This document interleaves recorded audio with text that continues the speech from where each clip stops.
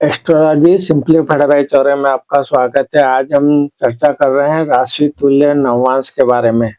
राशि तुल्य नवांश का अर्थ है जब कोई ग्रह जन्म कुंडली में D1 और नवांश कुंडली D9 दोनों में एक ही राशि में स्थित हो, जिसे वर्गोत्तम भी कहा जाता है। यह स्थिति ग्रह को बहुत ही बलवान और शुभ फलदायी बनाती है।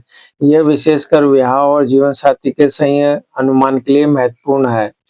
राशि तुल्य नवांश के जो मुख्य बिंदु हैं उसमें है कि इसकी जो परिभाषा है, जब ग्रह D1 राशि और D9 नवांश में एक ही राशि में हो, फल उसका यह होगा कि वर्गोत्तम ग्रह दशा अंतर्दशा में अत्यंत शुभ परिणाम देते हैं। उदाहरण यदि सूर्य मेष राशि में है और नवांश में भी मेष में ही है, तो ये राशि तुल्य या वर्गोत्तम होता है।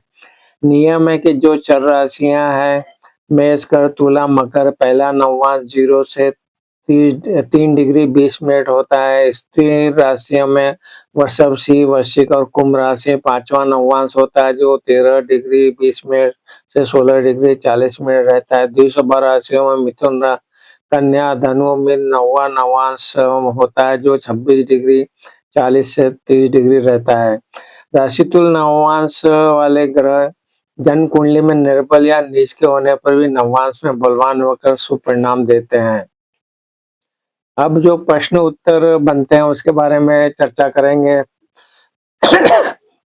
प्रश्न है कि राशि तुल्य नवांश क्या है? तो राशि तुल्य नवांश तकनीकी नाड़ी साहित्य में व्यापक रूप से उपयोग की जाती है और इसका उपयोग सामान्य जन्म कुंडली में विश्लेषण के साथ साथ ग्रहों के गोचर के समय निर्धारण के लिए भी किया जा सकता है।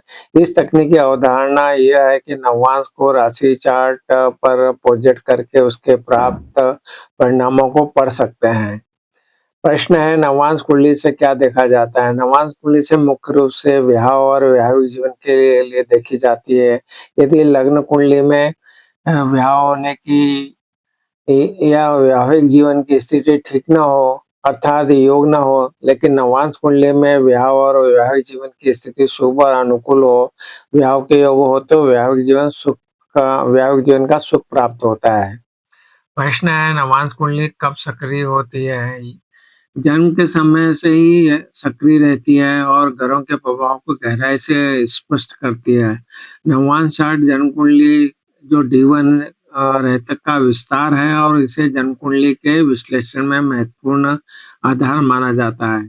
नवांश में राजयोग क्या होता है?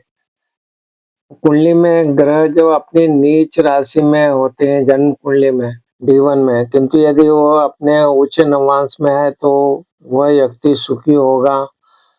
कुंडली के अनुसार यदि किसी को भोगी होना चाहिए, किंतु यदि उसके ग्रह वर्गोत्तम नवांश में है तो राजयोगी भी हो सकता है। लग्न चार्ट और नवांश चार्ट में क्या अंतर होता है? लग्न कुंडली सबसे महत्वपूर्ण जन्म कुंडली है।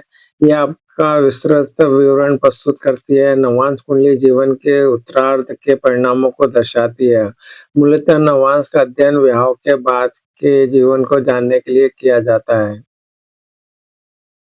नवांश क्यों महत्वपूर्ण है? प्रश्न है कि नवांश क्यों महत्वपूर्ण है? इसका उपयोग हमारे जीवन के सूक्ष्म विश्लेषण के लिए किया जाता है, विशेष रूप से ब्याह आदि के लिए। प्रत्येक राशि 30 डिग्री की होती है और जब वो उसे 9 भागों में विभाजित किया जाता है तो प्रत्येक भाग को नवांश कहा जाता है और इस प्रकार एक नई कुंडली तैयार होती है जो मुख्य जन्म कुंडली से भी अधिक सूक्ष्म होती है। कौन सा नवांश अच्छा होता है? नवांश का तीसरा भाव हमें लाभ और सौभाग्य प्रदान करता है। ये हमें उन उपकरणों का भी संकेत देता है जिनका उपयोग हम अपने पेशे और आय के लिए कर सकते हैं। तीसरे भाव में स्थित ग्रह अपनी अवधि के दौरान विवाह भी दिलाते हैं। नवांश के तीसरे भाव में स्थित ग्रहों को शुभ प्रतीक के रूप में भी इस्तेमाल किया जा सकता है। नवांश कुंडली में प्रेम विवाह कैसे देखें? प्रेम विवाह के लिए ग्रहों की स्थिति। नवांश कुंडली में शुक्र से राहु शनि का जो 1597 भाव में होना प्रेम विवाह का कारण बनता है। नवांश कुंडली में शुक्र और मंगल की युति भी प्रेम विवाह का कारण बनती है। राशि तुल्य नवांश क्या है? राशि तुल्य नवांश का पहला सिद्धांत है कि इसलिए ये योग द्वारा दिए गए परिणाम की गुणवत्ता और मात्रा बहुत अच्छी हम देख सकते हो। राशि कुंडली में कई लक्ष्मी, त्रिकोण, लक्ष्मी नारायण योग है। लग्न को त्रिकोण और चतुर्थांश दोनों माना जाता है, इसलिए यह किसी भी जातक के लिए बेहद शुभ होता है।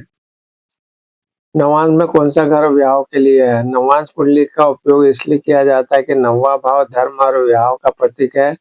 चर्चा की गई प्रमुख बिंदुओं में हिंदू धर्म में विवाह के 8 प्रकार और प्रत्येक प्रकार के विवाह से संबंधित ग्रह शामिल है। जन्म कुंडली और नवांश कुंडली दोनों में सातवां भाव और उसके स्वामी का अध्ययन करना आवश्यक होता है।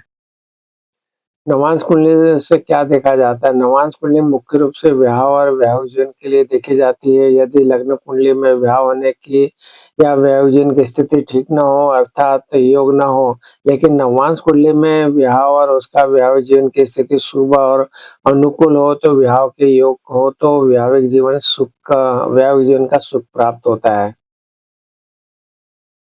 ये जो कुछ प्रश्न बने थे उनके हमने उत्तर देने का प्रयास किया है। तो आप भी अपनी जो जन्म कुंडली है, डी1 कुंडली और नवांश कुंडली जो है, डी9 कुंडली है, इसका अध्ययन करके आप जो सरल तरीके से अपने जो बातें बताई है उनका अध्ययन करके कोई विशेषज्ञ ज्योतिष से अपनी कुंडली का ज़रूर आप दिखाइए, जिससे कि जो बातें बताई उनका अध्ययन करके आपको सही मार्गदर्शन वो देंगे।